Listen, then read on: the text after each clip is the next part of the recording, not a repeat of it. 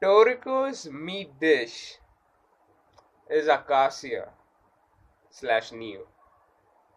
You know, many people would have not expected that, but let me be honest with you. This was actually foreshadowed a long time ago. This was foreshadowed when Toriko and his friends, the four heavenly kings, and Aimaru and Komatsu, and every one of these guys were enjoying, and also Sturgeon, were enjoying and eating Akashia's full course. And at that time, he explained about news. He said what news uh, does to the taste buds. He said that everything has its own flavors: soil, rocks, mud, air, anything that you can see around has its own flavor. It's just that humans aren't, humans don't have a tongue that could recognize these flavors and could enjoy the taste of it. With news, you actually can do that. But he mentioned something which was quite important, and back then no one really made any comments over that. But what he said was, he said that maybe, who knows, even Neo might taste really good. And honestly, this really bugged me back then. Like, what, are you saying that you're going to eat Neo? But I completely forgot about it until now, where Toriko is literally eating Neo.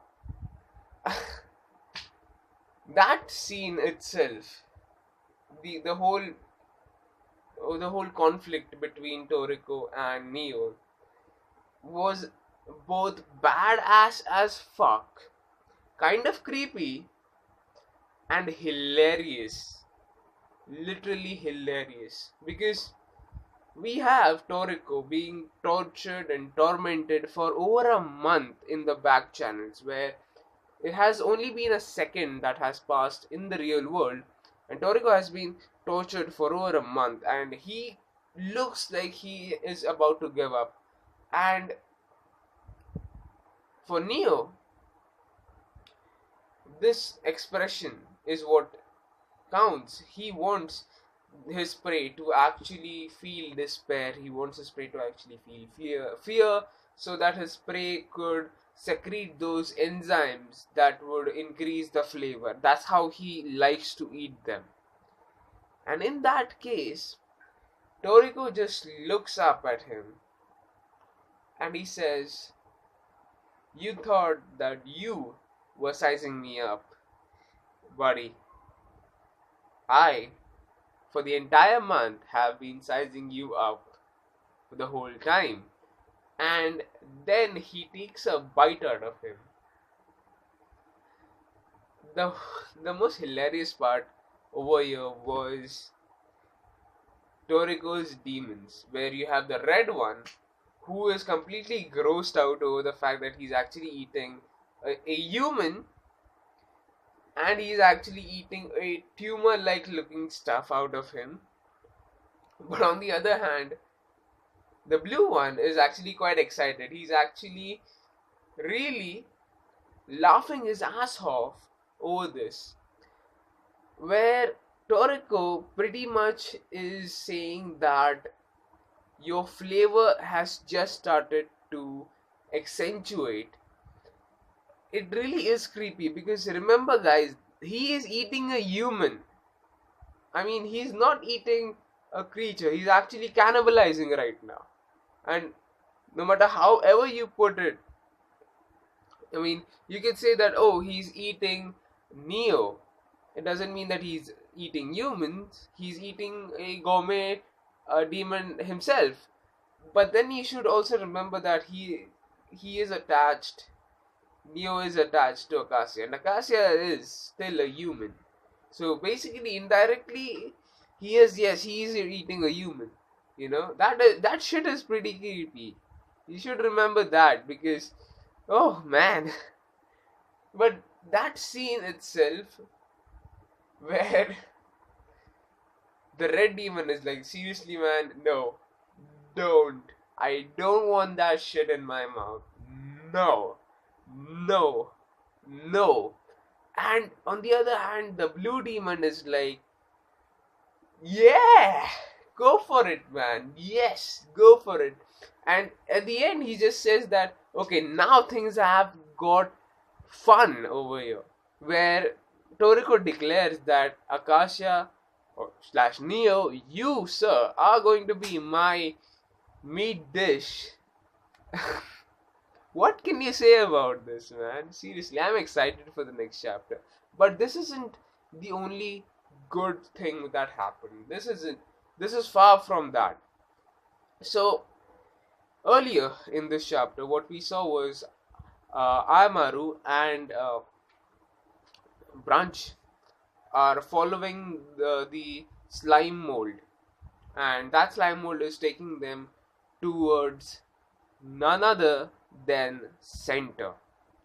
Now, moving towards that place, Aimaru actually transforms. He pretty much goes into his gourmet demon mode, where this is exactly what happened with Toriko and the other heavenly kings when they saw God. Their gourmet demons just popped out. The same thing happened over here as well.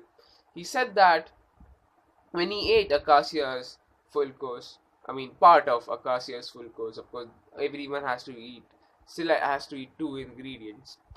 He said that back then when he ate it, his gourmet demon also awakened, and that gourmet demon told him a story about the origin of flavor on earth. Now, in chapter 369, this was actually kind of explored. This concept of everything starts from center and ends up in God. Center has the ability to actually give life, to actually create life. And the meteorite which struck the earth actually did the same thing. It went through the earth and started erupting these gourmet juices, which ended up turning into center. And that area where center was produced, that is the area which is known as Area Zero, where the Dragon King lies, where the Dragon King could be found. And man, that Dragon King's design looks awesome. It looks awesome. It looks bad fucking ass. I mean, seriously, I don't want to mess with this guy. No one wants to mess with this guy. And you know what? Maybe, maybe, maybe other creatures might have problems with God. I'm pretty fucking sure that these 8 kings would be very well equipped to defeat God. But anyways, saying the fact that God has arrived, even the Dragon King is going towards that place. Aimaru further explains that when these gourmet fluids, gourmet juices erupted, what happened was that the gourmet cells spread all across the continent, and this continent was not a divided country. The land wasn't divided, it was an entire continent itself, kind of like what Earth's original geological history was, where the planet was pretty much in one piece itself, which later divided. And even even in our geological terms, it was known as Pangea. Same over here, where the entire land was one piece, but it also was known as Pangea.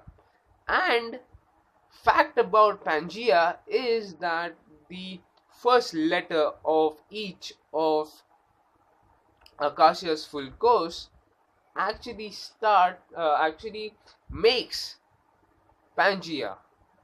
Yeah, who could have thought about that? I mean, seriously, which also represents the fact that when you eat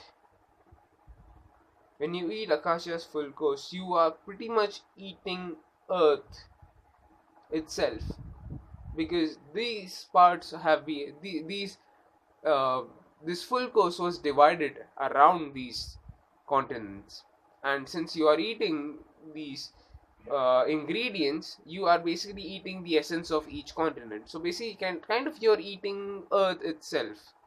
No, I'm not talking about the ingredient Earth. I'm talking about Earth itself.